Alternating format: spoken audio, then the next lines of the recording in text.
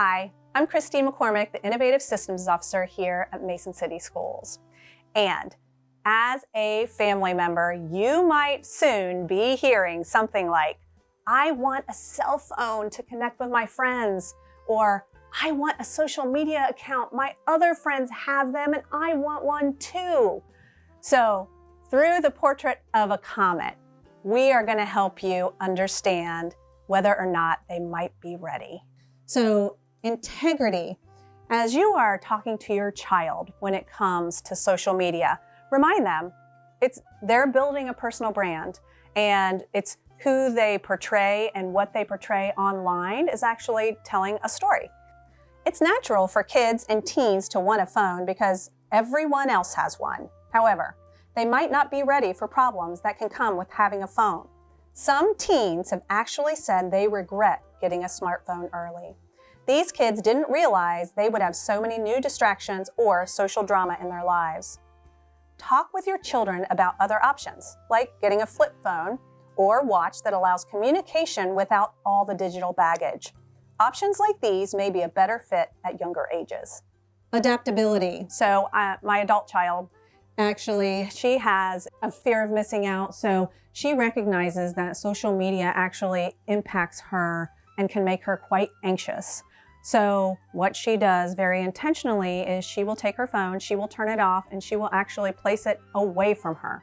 So she kind of self-regulates, takes the distraction away, and that helps her a lot.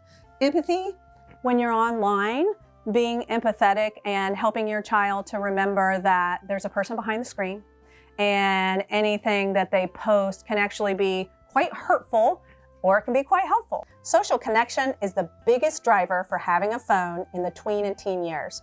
Interacting with friends is crucial as your child develops a sense of self and community.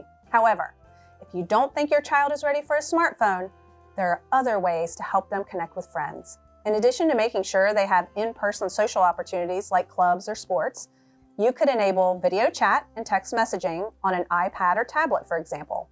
Or you could allow video gaming with friends on a shared server or safe multiplayer game with an invitation-only privacy setting. Communication is one of our other human skills. Social media is all about communication in different modes, as we know. So doing that with thoughtfulness, thinking of reminding your child that the impact over intention. So just recognizing that sometimes their intention may be really good when it comes to social media, or they aren't thinking about it at all, perhaps. But sometimes that can have an impact on other kids, and to help them think through that could be helpful. Critical thinking. So on social media, as you know, as a family, we recognize, especially as adults, that there's fake news. There are things that are not accurate, and just to remind your child to think about reliability. It used to be many, many years ago, if it was in print, we believed in it. And now on the screens, that's not necessarily the case. So using that as a reminder, I think, can be quite powerful. And it can also just be a great talking point, whether you're at dinner time, etc., to even throw something out and everybody kind of guess as to whether or not, or think through whether or not that's a reliable source. There are two things I want to leave you with. One, if you'd like some additional filtering at your home, contact your internet service provider, and they'll walk you through creating parental controls that are actually, as the internet comes into your home, they'll help you configure it so that you can lock down things on specific devices.